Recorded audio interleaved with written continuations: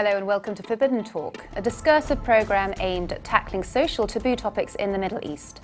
Today our focus is on the culture of drugs in the Middle East.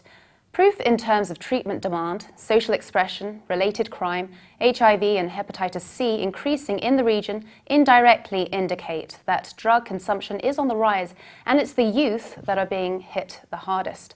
With this in mind, we'll be looking at the reasons why levels of addiction are growing among the youth in particular, the consequences of this surge, and exploring various prevention, education and rehabilitation methods. At this point, I'd like to welcome my studio guests, Claire Venola. Claire works as a therapist at the Promise Rehabilitation Clinic here in the UK and has previously worked as a senior therapist in Lebanon, introducing the 12-step recovery and addiction treatment in the Middle East. Also with me again is Dr. Rebwa Fatah, Middle East expert and director of the Middle East Consultancy Services in the UK. Welcome and thanks for joining. Thank you. Thank you. But before we move on, let's take a look at this brief report. Hashish, cannabis, cat or cocaine. The rise of drugs has become an unavoidable topic throughout the Middle East. While substances like ecstasy, cocaine and MDMA have mostly made their way from the West into the region, the Middle East is no stranger to producing and using narcotics. According to the 2007 World Drug Report, the production and distribution of illicit drugs, particularly cannabis, continues to be a worrying trend in the Middle East and North Africa, and increasing drug abuse has accompanied this trend. During Lebanon's civil war, cannabis cultivation was a major source of income in the Bekaa Valley, where most of the country's hashish and opium were produced. A multi-billion-dollar industry fueling the agricultural sector as well as political factions and organized crime. In 2012, it was reported that a kilo of cannabis could fetch up to $1,700, making it one of the most lucrative crop business. Egypt is one of Africa's top cultivators of cannabis and opium poppies, with the number of hectares discovered that are dedicated to growing addictive substances increasing steadily over the last decade. It is estimated that addicts in Egypt are spending $2.9 billion on drugs each year. Estimates on how many people are addicted to opiates, cannabis, amphetamine-type stimulants or heroin vary greatly, but range between 600,000 and 800,000 according to a 2007 study. The slums of Cairo and Giza are hotbeds for addiction, with street children being the most vulnerable victims. Street children living in these areas find oblivion through the use of glue sniffing, cannabis or prescription drug abuse. For those with more income, cocaine, heroin and ecstasy are regularly abused. And that isn't the case just in Egypt. Many countries in the region are seeing an alarming rise in under-18s consuming and abusing drugs, with very little help available to tackle the problem. Dr. Fatah, the Middle East is no stranger to producing and using narcotics. But it's on the rise. Are you surprised? Not at all. I think there are many things that are related to each other. Among them, of course, crimes, security vacuum, and also drugs. And you can also count drugs as crimes. Now, after the Arab Spring, we see many countries with a huge security vacuum. For example, Iraq, Syria, and also Egypt.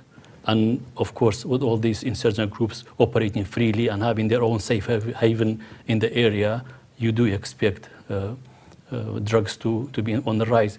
Yes. First of all, for use or themselves, because the stress. Yeah. And like the insurgents in Syria, they use drugs in order to ease out their stress, and the great stress. And also, there are many reports in the objective evidence stating that they use it to buy weapons and arms. Okay, so it's no surprise. Claire, can we just talk a little bit about addiction before we launch into the big debate? What's the difference between an addictive user and a casual user who uses it on a night out occasionally? Where do you draw that line? There's a huge difference, and thank you for raising the point, because this is one of the challenges I faced in the Middle East, is that addiction, when we use the word addiction, we're talking about a brain disease. We're talking about a total lack of control, where there's been changes in the reward pathways in the brain. So the person is not using because they want to, they're using to feel normal. So it's not a question of morality. Well, I think people often say, Look at the consequences. This person's getting legal consequences, they're losing their money, their family, their health. Why aren't they stopping? It's simply because the brain has become rewired and they don't have the tools to stop.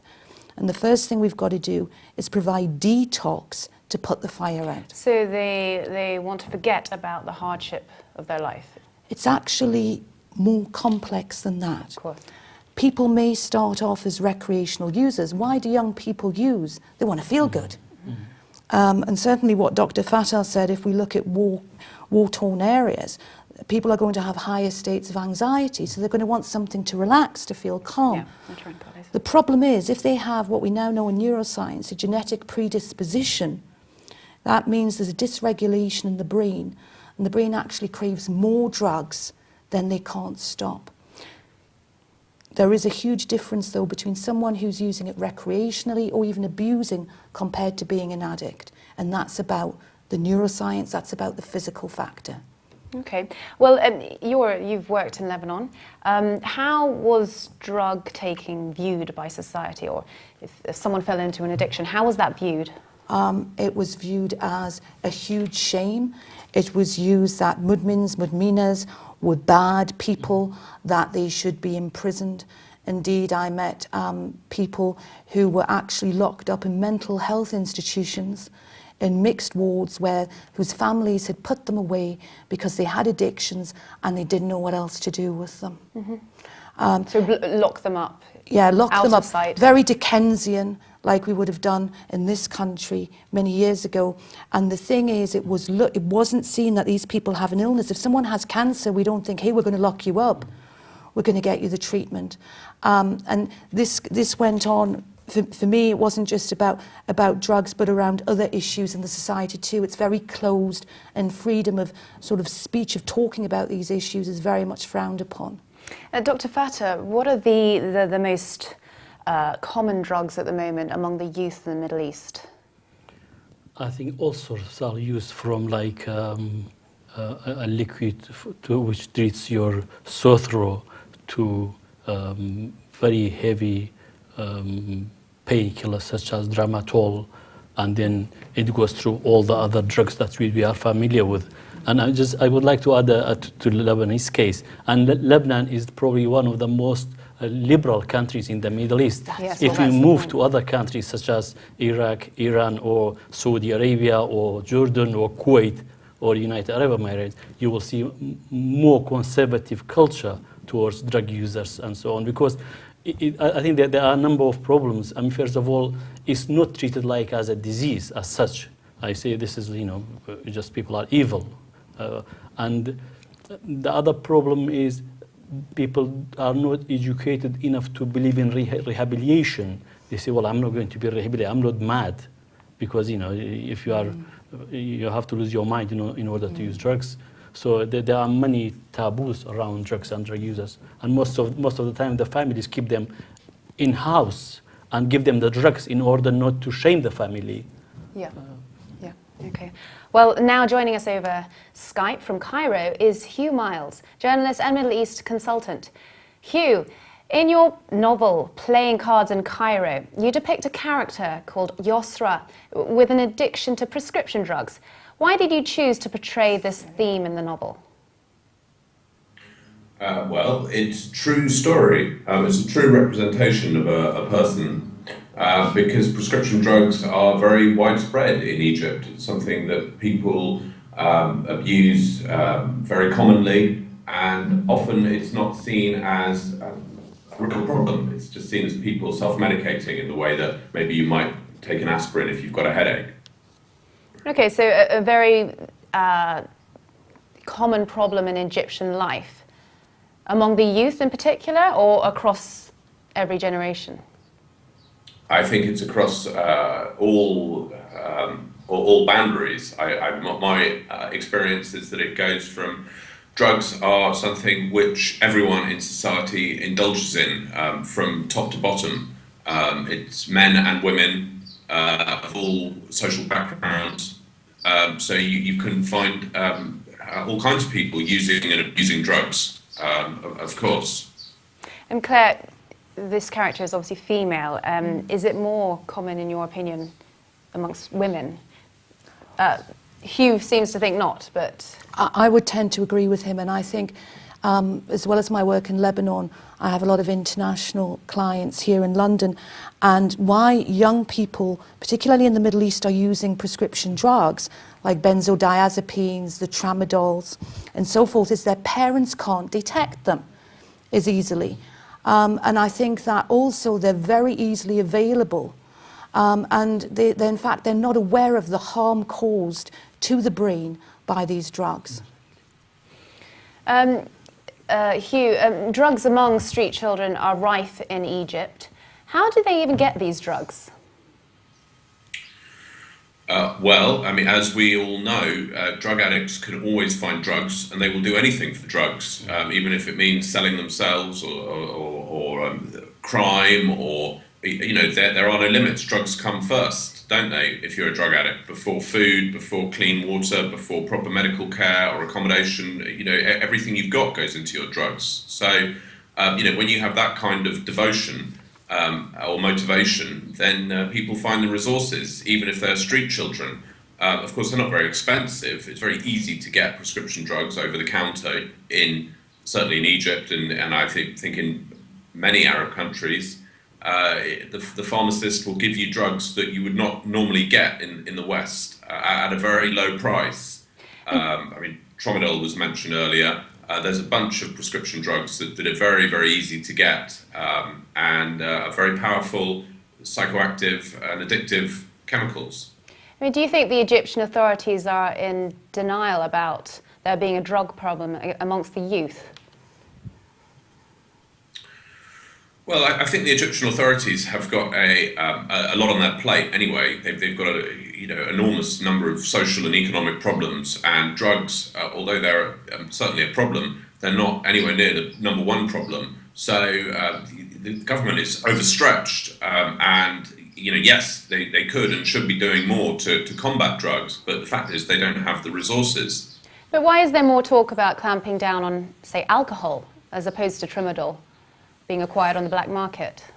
Well, I mean, I think there is a cultural and religious sort of background to this, which makes drug use and abuse in the Middle East slightly different in some respects from in the West. And I mean, obviously one of the features is that the Arab world is mainly Muslim, and alcohol is prohibited in the Quran, but the Quran is less clear about other kinds of drugs. And so many Muslims and indeed non-Muslims interpret this as a kind of green light, and so they believe that alcohol should be avoided, but drugs, they can sort of fudge the issue. So I think this is perhaps one reason why drugs are available, but it's also are popular. But it's also the availability. Of course, there's not many bars and serving alcohol and pubs. It's not part of culture in the Middle East region, but pharmacies are everywhere. And there's a great deal of acceptability with the idea that you can self-medicate. It's very common for people to self-medicate in a normal way, so to speak, not in an abusive way. It is quite normal for people to take more drugs and to help themselves, to prescribe themselves things. And I think this happens much more in the Middle East than it would do, for example, in the UK, where people just decide that they are depressed and they're going to seek out some antidepressants and they're going to give themselves a course, and if they don't like it, they'll switch to something else and try a cocktail of different drugs, and this all happens in a way, and it's related too to the level of education and the understanding about health, which is also a big problem in Egypt. The level of education is very low, levels of literacy are very, relatively speaking, low. So this obviously increases the risk factor for people who don't understand what they're doing. Okay, Hugh, I'm just going to bring in Claire to comment on that. I think you were nodding your head. Yeah, there were a lot of things that Hugh said. I think that because obviously if you are Muslim, alcohol is haram, therefore there's this part of the denial mechanism in addiction is that, oh, well, it's not so bad to use these drugs, when in fact it actually is. And the other point that Hugh raised I'd like to come in on was about, you know, addicts doing anything to get their drug of choice. And for me, that's simply about that, because the phenomenon of physical craving and the preoccupation, because there's no treatment, what we do in addiction treatment is actually alleviate the preoccupation to use. And if these tools aren't provided to people, how on earth can they stop? Dr. Fatah, did you have anything to Yeah, add? I think I got quite fascinated by what you said. I mean, there are, of course, apart from that, alcohol is, you know, is forbidden and is haram in Quran. But there are other countries where alcohol is forbidden, like in Iran. So what happens? People is easier to use drugs, because if you catch you with a bottle of beer, the punishment could be like 80 lashes publicly. And then I'm just giving as an example. But if they, you know, arrest you with a couple of tablets, they don't know what it is. So it's easier to transport, easier to get, and it's for the children, because the parents, I mean, children are a very interesting subject of the Middle East, because the parents wouldn't allow the children to have alcohol, and they can smell it, they can see it at home. So what the kids do, take, I don't know, a couple of aspirins or whatever they find in the house, and then they go high. But there's no evidence against them that they have been drinking alcohol. And that's also a problem. And of course, education is vital. As you mentioned, the level of education is really very, very low. And that goes across the whole spectrum, whether it's sex education, whether it's like drug education, whether it's anything else. These things are taboo. You shouldn't talk about it. Hugh, the Arab Spring was supposed to provide a hopeful future for the youth. I mean, yet more have slipped into drug addiction. What's gone wrong? Well, I mean, the problem is that the problems are so deep-rooted. You know, there's been many decades of neglect, and the fabric of society in the Middle East has been rotting and falling apart for many years. The biggest Arab countries, which should be leading the Arab world, have been failing in their duty for a long time. They have been giving their young people no good options. There's no jobs. There's no future for many people. And there's no freedoms, or very limited freedoms, political freedoms, very limited freedom of association, expression. So it's a very hopeless situation. And so, you know, young people are attracted to anything to escape this. And of course, many of them try and go to Europe on leaky boats, and many of them go and join extreme terrorist organisations like Daesh, because they feel this is going to make a difference. But most of them just stay at home and just, you know, live with the daily grind and with no future. And so drugs are very seductive and appealing, because of course they provide the illusion of an escape and a better quality of life. So they're a shortcut for many people looking for a better life, and instead they just slide into more problems with drug addiction. So an escape for a lost generation? Well, it's a lost society. It's a whole society, you know, which is going down the drain, frankly. I mean, you look at the Middle East today, and you look at all the wars and conflict and problems. I mean, I think if you were a young person growing up in the Arab world, then, you know, your choice is pretty stark. You either leave on a raft, you know, you can go and join a death cult, or you can stay and just face the misery. And if you're going to face the misery, people would prefer to self-medicate. Well, Hugh Miles, thank you so much for joining us on today's programme. You're welcome. Thank you. Claire, can we generalise when we talk about the youth? I mean, are there differences between the youths in the West and the youths in the Middle East and their approach to drug taking and addictions? I think that all human beings are as unique as our fingerprints. I believe in diversity. And I think when I was listening to Hugh there, what I would say is that young people are using to control the way they feel, because they can't control anything else that's happening externally. It's not about escaping. It's about controlling the emotions. So I don't have to sit with my anxiety, my anger, my sadness, my grief, like the young men who are using tramadol in Palestine. You know, it's a way of them to change the way that they feel. Mm-hmm. Dr. Fatah, what about educated youths from affluent families? Why are they also going into drugs?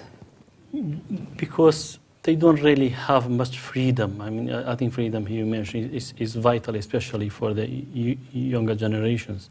And, you know, with all these media opening the world, you know, in front of them, and they see this, you know, you can see how people live in the Western world, and they can't do much. They can, if you live in Iran, you can go to a bar, you can go to a nightclub, you cannot go to anywhere which is designed for young people. What do? You join a couple of friends and take drugs, and in that way, with a bit of luck, you forget about the world you are. You go underground, and slowly you build on that, and that is, I believe, that's a major problem. And there's also not freedom of movement. For example, if an Iranian young person wants to visit the West, it's very, very difficult for him unless he has a lot of contacts, he has a lot of money. So that freedom, like if my daughters want to go to France, they don't even need a visa. They can decide now and get on the Eurostar. You know, to travel to a different country in the Middle East is very, very expensive. So all these doors are closed on you. So what do? I mean, I guess, as you mentioned, you either join Islamic State and go on a suicide mission, and then you start drugs anyway. And Claire, how would they get treatment or seek help? Well, for me is we've spent a lot of time discussing the problem, so we do need to discuss what the solution is. And we will, And in more detail, but yes. And the good news is I do believe that there's hope, is that in Iran there's been much encouragement by the government, I believe, of 12-step recovery meetings, which is where one addict who's in recovery helps another addict. And that is a free source of treatment for people who do not have the funds to come here to the UK for treatment. So there is a solution, and I believe that's based in abstinence-based recovery. And Claire, is there a correlation between a youth's upbringing and the likeliness to fall into addiction? Well, that's a very interesting question. I think that developmental issues in addiction need to be considered. If we think about people are attaching to a chemical rather than relationally, so they end up living in their own head, okay? And so where they're getting their self-soothing from is this chemical.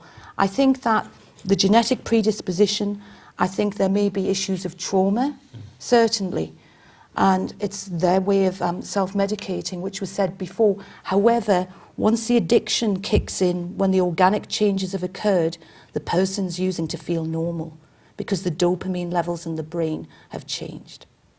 But the family unit, doesn't it have to, if it's a broken household? Yes, I think that we often say that addiction is a family disease. Right. So if we look at the family system as a whole, Dr. Fatah already mentioned that family members enable the addict to continue using. So oftentimes we do need to treat the whole family, which is really important. Okay. Well, now over Skype from Paris is Roya Kashefi, head of the Human Rights Committee at the Association des Chercheurs Iraniens. Roya, with a focus on Iran, what concerns you most about what is happening when it comes to youth and their involvement in the narcotics industry?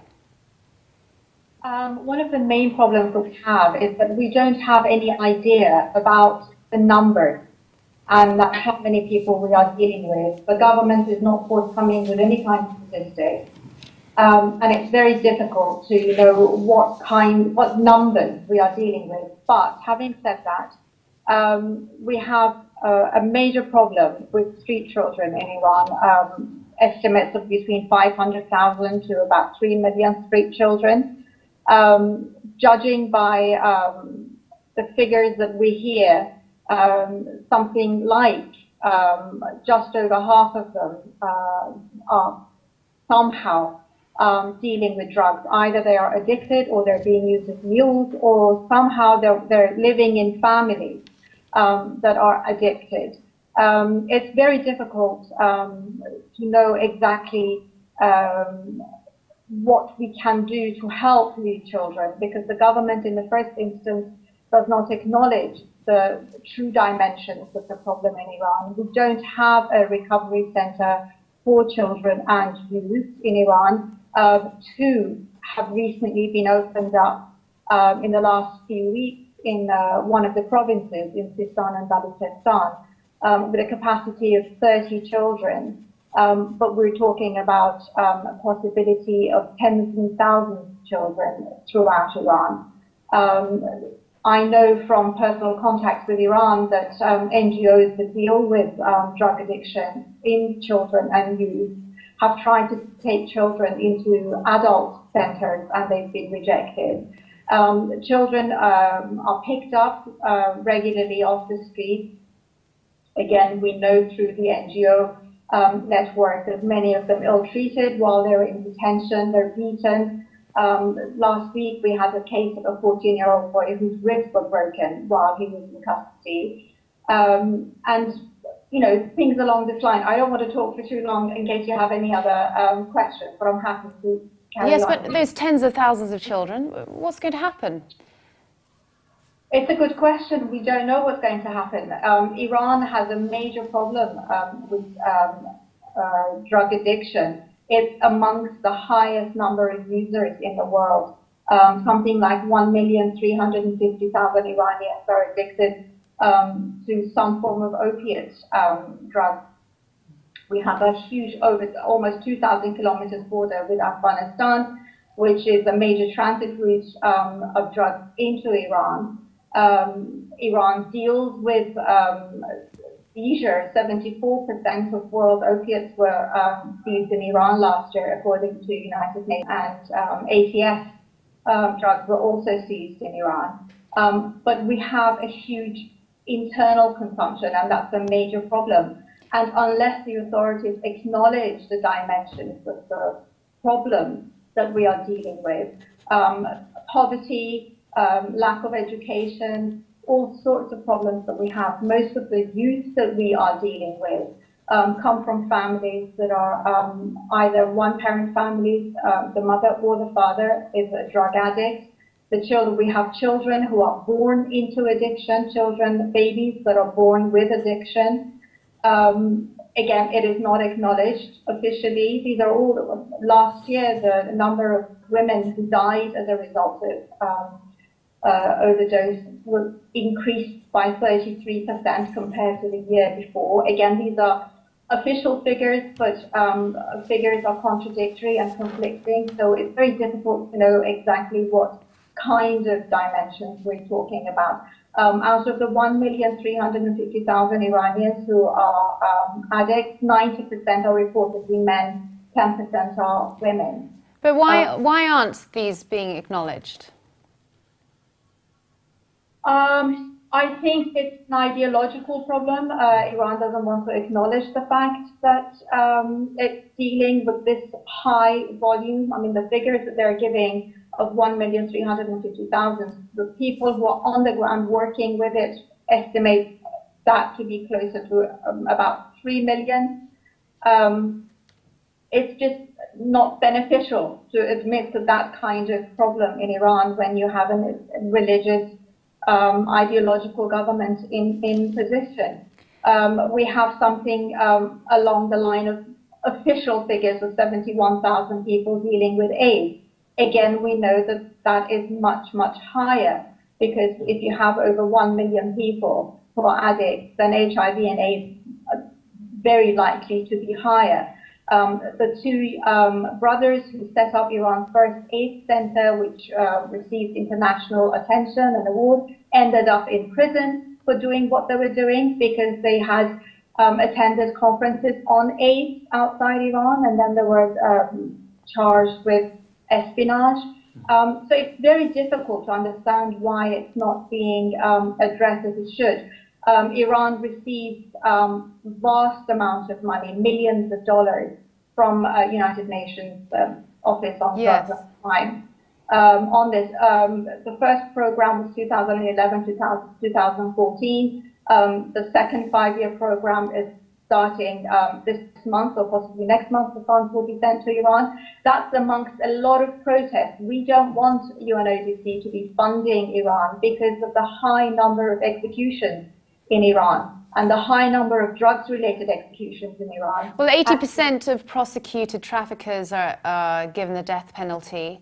And is it 2 every week are executed for taking drugs, and including children? So you don't agree that about this sort of funding from the UN? No, I disagree with it, because a lot of it is being used directly in the arrests, and the arrests then obviously lead to executions. Last year, the official figures acknowledged 753 people were executed. Over half, according to international figures, were drugs related. Last week, over a 2-day period, 43 people were executed on drugs related charges. Tomorrow, we have 9 more people who are likely to be executed. They've been transferred to solitary confinement in preparation of their execution, again on drugs related charges. The average age of users in Iran, again according to conflicting, contradictory figures, is 25 to 29. These are the young people who are born after the Islamic Revolution. So there are a lot of questions the government and the regime has to answer. And that young age is also in prison, and we have huge problems with due process, lack of due process, and the fact that drugs-related offences do not benefit from right of appeal. So when a death sentence is issued, there is no right of appeal. And death sentence can be issued for as little as 30 grams of ATS drugs, and there is no right of appeal. So we have a lot of problems to deal with. Looking at it from a human rights point of view, it's a huge tragedy and a catastrophe that we are dealing with on a daily basis. Well, thank you so much, Roya Kashefi, for your contribution today. My pleasure. Thank you. Dr. Fatah, do you think as Iran becomes more visible, they're going to have to do something about this? There's no doubt about that. I think probably there are already NGOs, maybe at the grassroots.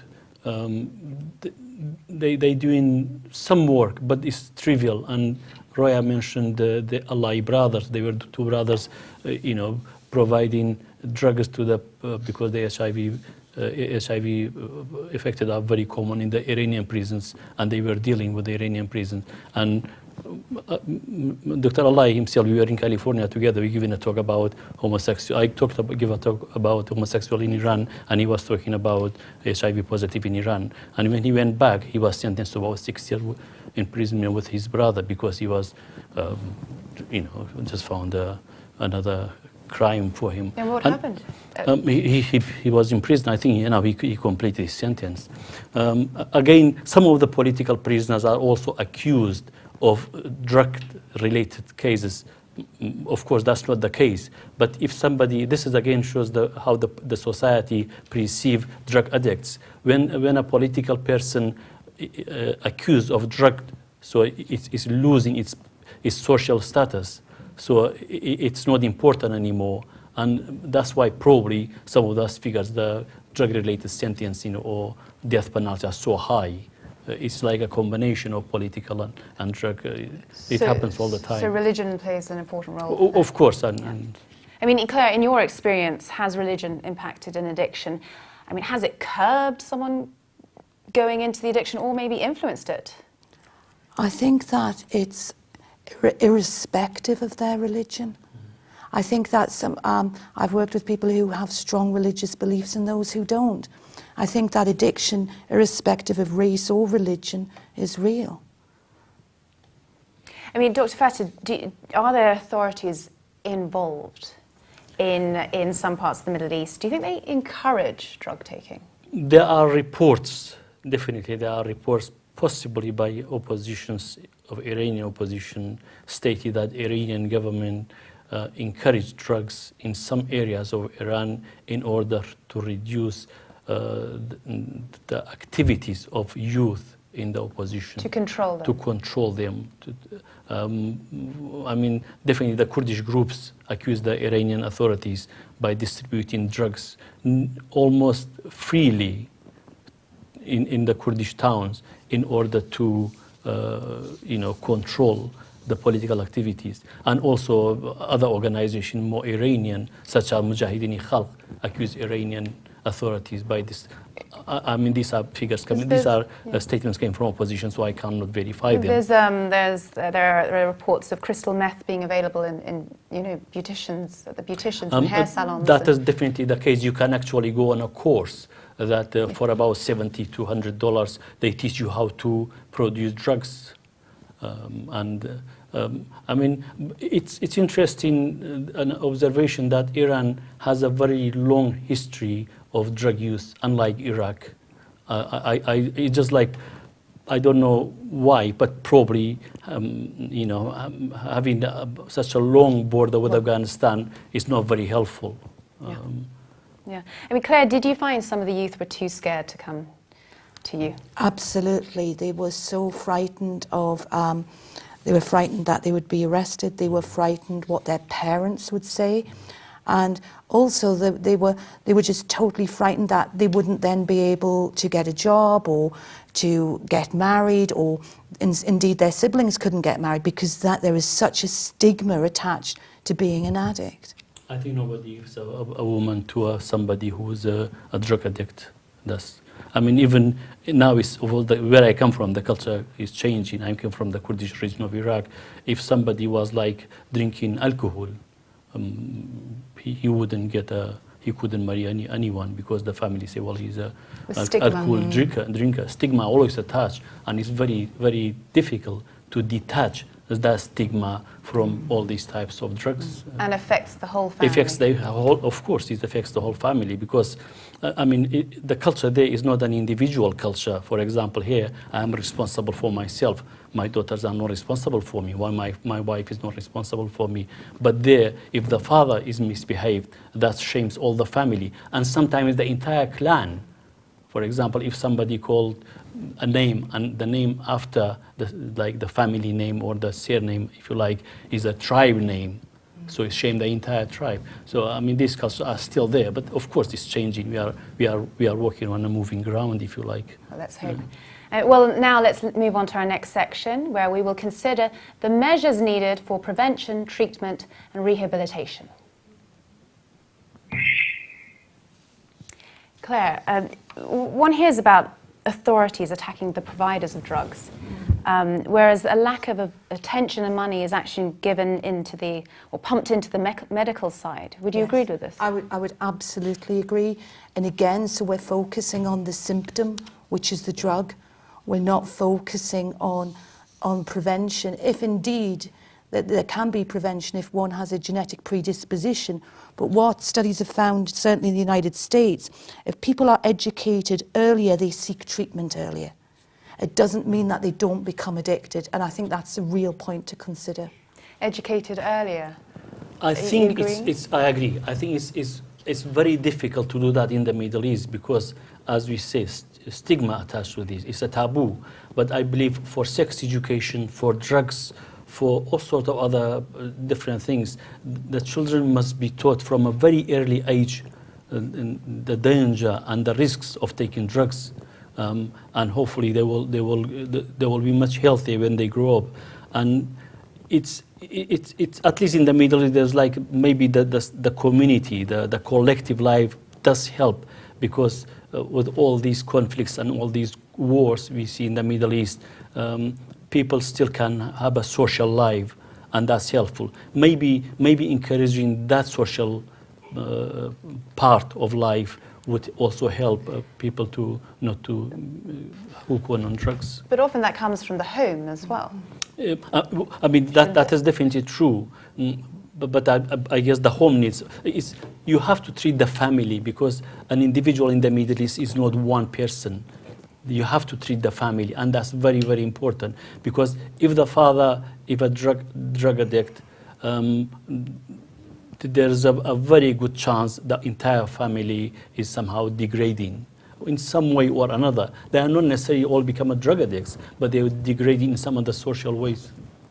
Well, we have to move on to Skype now from Vienna's Prevention, Treatment and Rehabilitation section of the UN Office on Drugs and Crime is Programme Coordinator Wadi Malouf. Wadi, if we take a general look at the Middle East, which countries are of particular concern at the moment when it comes to the rise of drug drug abuse amongst youngsters? Yeah. Hello. I hope you can hear me properly. Yes. Perfect. Well, thank you for your question, and thank you for having UNODC on board this panel. Regarding the Middle East, I have to start by saying that the drug demand situation is not a region-specific problem. It's a global phenomenon. The Middle East is definitely not immune from this problem. The demand on drugs is purely driven by vulnerabilities, risk factors and protective factors that operate at several levels. At the individual level, mental health problems, conduct disorder, personality disorders. At the microenvironment level, variables considered at the family level, at the school level, and at the macroenvironment level, things that are on the society and the community level. For example, presence of violence, presence of crime, presence of drugs in the community, lack of legislations, lack of laws, absence of governmental infrastructure. All of these affect the vulnerability to use drugs, and drugs is not the actual result of a personally made choice, but the interaction of all of these variables. And definitely the Middle East have its own sets of vulnerabilities. Geopolitical challenges. It's a region that exists within a very heavy traffic region of all the major drug trafficking routes that exist in the world. Several countries that are in post-conflict situation, political unrest, unstable governments. All of these affect the vulnerability at several levels. And plus, there are definitely some socio-demographic characteristics. We cannot be brushed all in one stroke across the Middle East, but we can overall say that there is a generally young population, and youth are generally at higher risk of engaging in risky behavior in general, especially when compounded with the challenges that I previously mentioned. There are also different socio-demographic difficulties, lots of migrations, displacement, internal and external, unemployment. All of these vulnerability puts different countries in the region at different sort of risk, and all of them, not only within the Middle East, are not immune to it. And it's very hard to pinpoint. Of course, the higher the vulnerability, the higher the chances of youth engaging in drugs. Mm-hmm. So basically, more or less, this would give you an indication of where the focus should be. But in a nutshell, all of them are vulnerable. And could you give us an idea of the figures involved of children used in the trade? How reliable are these? I mean, we're talking about drug trafficking and children falling into this. Into drug trafficking. Well, actual data coming in from the Middle East regarding children being implicated in drug trafficking, the figures are not there. However, it is definitely, unfortunately, not surprising if this population is an easily exploitable situation. The same trafficking routes that are used for trafficking drugs are also used for trafficking weapons, for smuggling illegal goods in general, for human trafficking. These are more or less the same cartel that are using these routes. And definitely in any shape or form, children are and young adults are an easily exploitable population, unfortunately. Even though we don't have data, we will not be surprised in conflict regions if this situation is happening. Wadi, at least 753 people were hanged in Iran last year, of whom more than half were drug offenders. And there have been reports that the UN Anti-Drug Agency is finalizing a multi-million-dollar funding package, including European money, for Iran's counter-narcotics trafficking programs. So despite the country's high execution rate of drug offenders, how would you respond to this? Well, first of all, I'm not exactly familiar with the statistics mentioned, but also I have to clarify that we are the Office on Drugs and Crime. We're not an anti-drug per se, sort of an office. We're a secretariat, we're an office of the Secretariat of the United Nations specialized in drugs and crime-related issues.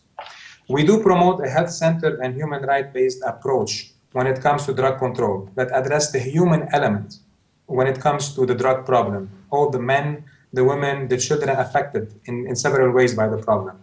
And we do promote a balanced approach between drug supply, and drug demand for drugs. When I say drug supply and approach, we're not only talking about controlling the availability of substances under international control, but also allowing the access for people who need it for medical purposes, that's for sure. And from a drug demand perspective, we encourage an evidence-based approach that is based on science and research. From the prevention spectrum, where we have our international standards on drug prevention, promoting not only awareness regarding drugs and the dangers related to drugs, but also addressing the vulnerability that are interrelated to several things related to crime. The same factors of vulnerability related to substance use are many times linked to crime, to violence, to other sort of, to poor scholastic achievement. And the prevention starts from infancy all the way to adulthood, and in different sectors. And from a drug treatment perspective, we promote substance use disorder approach that is dealt from a public health perspective in all spectrum of care, from early low threshold care up to treatment and rehabilitation and dealing with the negative social consequences of drug use. But how if people are too scared to come for help or to ask for help, how much power do you have to get to the vulnerable? Yeah, this is the link in terms of power. If we see we have no power. We are governed by member states. We are at their service. And you mentioned Iran. Iran is one of the countries that is member, and it's not unlike any other country. We are involved with almost all countries, regionally and on a country-specific basis, dealing with this problem, providing technical assistance and guidance on the evidence-based, on the latest evidence-based techniques that exist. UNODC has a strong program in cooperation with Iran, as well as any other member states of the United Nations, where we continue an ongoing implementation of the conventions, building the capacity, legislation, the institutions, building, and this is how we have our set of guidelines. The International Standards on Drug Prevention, for example, is one of these guidelines, International Standard of Drug Treatment and Development, the quality standards of drug treatment. We promote nothing less but what is available for any other chronic relapsing disorder, any sort of services that science prove that is helpful for these human beings that are suffering and challenged by this disorder should be availed. And we work with member states in terms of availing that science and building their capacity to actually address this challenge and alleviate that burden from these communities. Wadi Malouf, thanks. We have to leave you now, but thank you for being with us today. Very much. Thank you. Claire, I'd love to talk about your experiences in Lebanon at the Noor al-Shuruk Center and setting up a sort of treatment for individuals there. How easy was this? What were the challenges you came across? It was incredibly difficult because in Lebanon they follow the French system, which looks at addiction as more of a social problem. Which was really difficult. So not considering, they thought it was a moral issue. People have a choice, we'll just stop using. So we worked in the community. We tried to get involved with the justice system there. So we were educating not just people in authority, but also people who we were working with who had this issue, and families too, to educate people in the community. Yeah, we mentioned earlier that Lebanon is fairly progressive. And Noor is a very good center, probably one of the most prominent one, really. But I mean, what about in other regions in the Middle East? Did you open sort of? Well, this was the issue that we had, was that the reason why we opened in Lebanon was we couldn't get a license at that time for any other countries. So there was an issue even with. We couldn't get a license to open a treatment centre in other Gulf countries to help addicts. So when earlier the lady in Iran was talking about the denial in the society that children have addiction problems, for me there is still a denial, not just for the addict themselves that they have a problem, but within the family and within the larger society. I mean, it was Ahmadinejad, the Iranian president, who said we don't have homosexuals in Iran. I mean, how could that be possible? Is that a culture thing? I believe it's a religious culture. It's a taboo. You can't have homosexuals because homosexual and Muslim country should not have homosexuals. It's same as drugs. Yes. And I think, I mean, what's a good point, you talk about sexuality, and I said to Anna earlier, was that in Lebanon, the most common operation for women is hymen replacement. So if it's not okay for a woman to lose her virginity, in order of talking about drug addiction or indeed other addictions, gambling, food, sex, there's a whole host of addictions. It's a very, very difficult subject. And what about the difference between richer kids and poorer kids? I think that accessibility to treatment, I would say. I heard an awful lot of talk about, you know, various approaches from Vienna, but the practicalities on the ground is that if you do not have the funds to access treatment, despite any legislation, if it's not implemented on the ground, how can you get the support that you need? So I think the difference is perhaps you wouldn't have the crime associated with people in higher socioeconomic brackets. Indeed, in Lebanon, you would get off on a drug offence if you had money. You could buy yourself out of prison. Where if you were poor and you were caught, you'd stay there. So there's a huge difference in terms of how you're treated in society. And I think that another good point you made about it's not just about the individual, it's about working with families. Of course. And I think that is a huge cultural difference. And could you? Absolutely. I mean, one of the things that I loved about working in Lebanon is that the family wanted to be on board.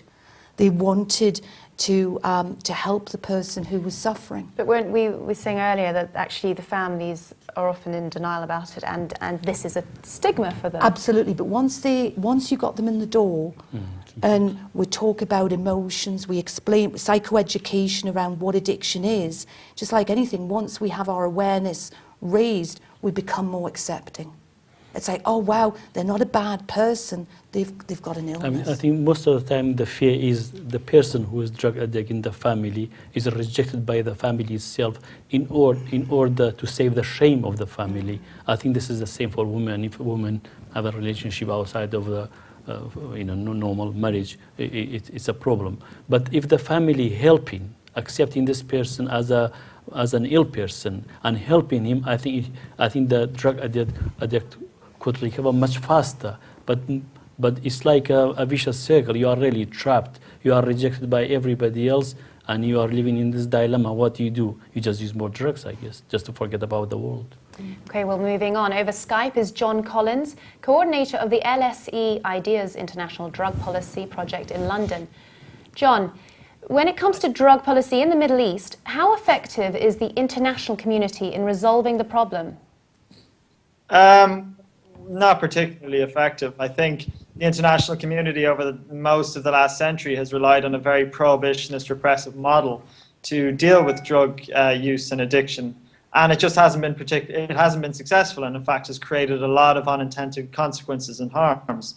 So what you're seeing at the international level is a recognition that you want to move towards a new, less repressive approach, a more public health oriented, human rights oriented approach, which, you know, deals with people where they are, deals with addiction as a public health issue, and tries to manage it in that manner, not trying to throw people in jail and destroy their lives over drug consumption, but trying to actually manage it as a health issue.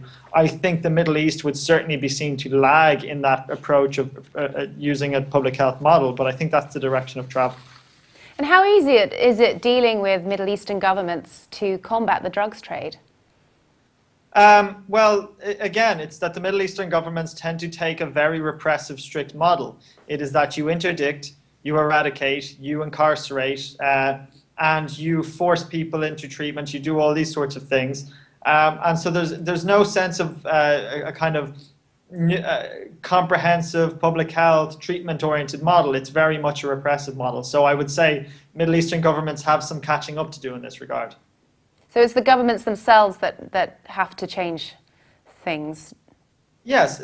Look, if you're based on the premise that all the international community has to do is work harder and work closely together to tackle international trafficking and we can solve this issue, I can assure you that it will not work. And we have decades, and we have virtually a century of evidence of that. The international drugs trade will persist in an illicit manner. The question is how you manage that trade.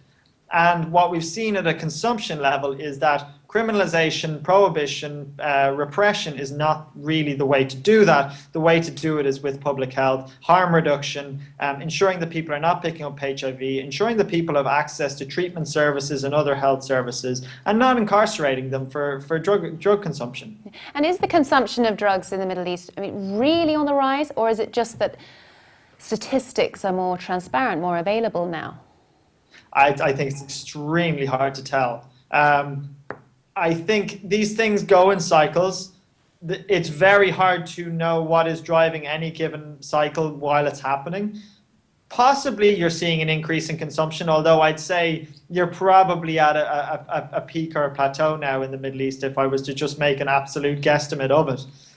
But I think, yes, there is just a sense of awareness. There is sensationalist press stories which result in knee-jerk policymaking, and I would suggest a sense of step back, see what the evidence says about policy. The most attractive policy in terms of get tough and crack down and those kind of things is not the best policy in many cases. And that's what I would suggest to governments and policymakers, is to step back and see what other countries have learned from taking a less repressive model. And what has been done from a strategic point of view when dealing with a billion-dollar culture like the drug trade? So heroin starting in Afghanistan and traveling through Iran and Turkey. It is a case of there's a recognition that the war on drugs has failed. It failed because it cannot work. You cannot have a war on a substance. And so then it's a case of recognizing that the war on drugs became a war on people.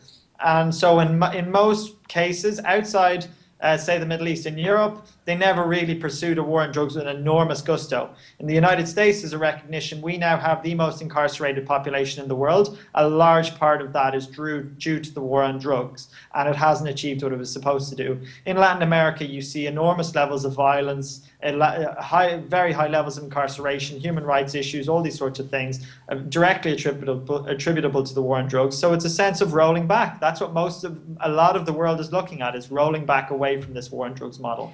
And John, are you hopeful that the war on drugs, or lack of war, but improvements can be made in the Middle East? I think there is enormous low-hanging fruit, to use a well-worn phrase. Harm reduction services are something that we have a lot of evidence are very effective at minimizing a lot of the negative harms of drugs. HIV transmission, overdose death, ensuring access to health services. So we're talking about things like syringe exchange, opium substitution therapy like methadone, things like that. These are things with an enormous evidence base around them, are relatively cheap to implement, and save a huge amount in terms of social costs. So if you think of cases of HIV averted, for every $1 syringe exchange, some estimates put the public health savings at $27.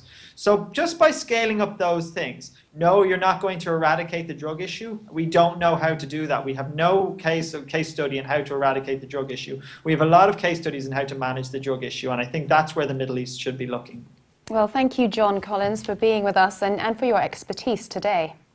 Thank you very much. Thank you. So, Claire, do you think if they were to legalise drugs in the Middle East, that would be beneficial? I don't think that it would necessarily be beneficial.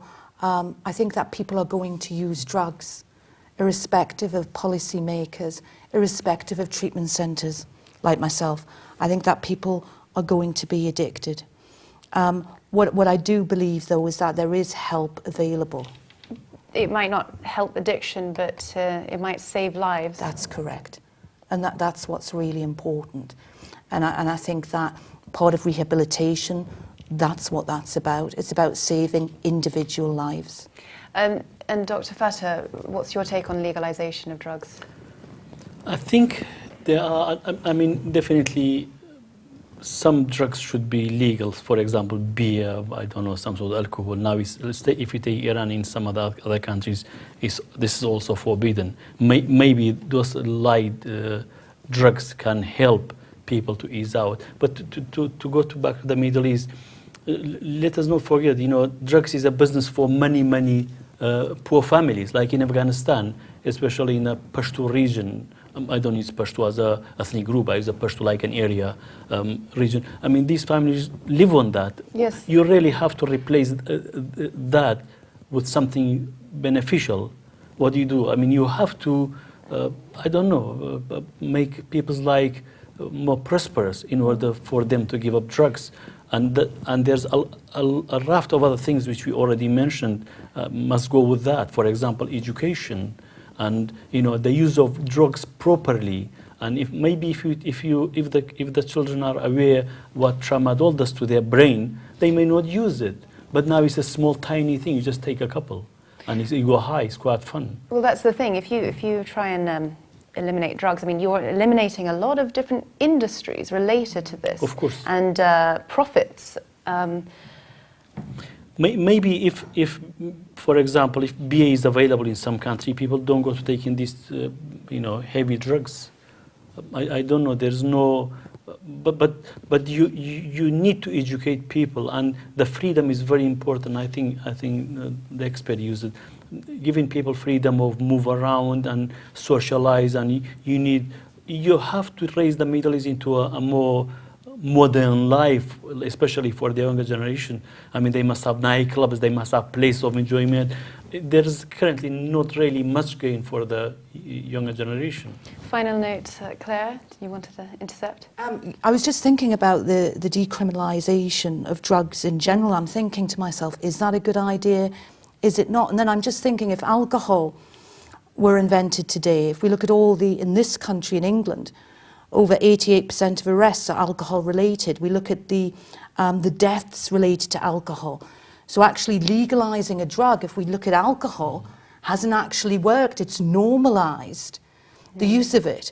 For me, what I would like to say is, if someone is suffering with an addiction, if someone is using a chemical right now and they're watching this show and they think, I can't stop, there isn't any hope, there is hope. And the first thing is about admitting, which a lot of these governments aren't doing, that there is a problem and that there is also a solution. And it doesn't have to be put on methadone or some other harm reduction. We take you off one drug, we put you on another. Abstinence-based recovery is possible and the help is out there. Well, thank you for that positive note to end on. Thank you, Anna. Well, that's unfortunately all we have time for today. As you can imagine, we've barely touched the surface of this highly complex topic. No nation is safe from illegally trafficked drugs, making this one of the most internationally prevalent topics. There's no denying that drug consumption is on the rise across all stratas of society in the Middle East, particularly the youth. The key is how to solve the problem without generating even greater violence. Of course, the issues extend beyond a quick fix. There are underlying social, economic, cultural, religious, social and political factors that need to be tackled too. But in the short term, the focus should be on protecting and treating the most vulnerable. I'd like to thank all my guests who've contributed on the programme today: Hugh Miles, Roya Kashefi, Wadi Malouf, John Collins, and of course my studio guests, Claire Vainola and Dr. Rebwa Fatah. Thank you so much. Thank you, Anna. Until next time, goodbye.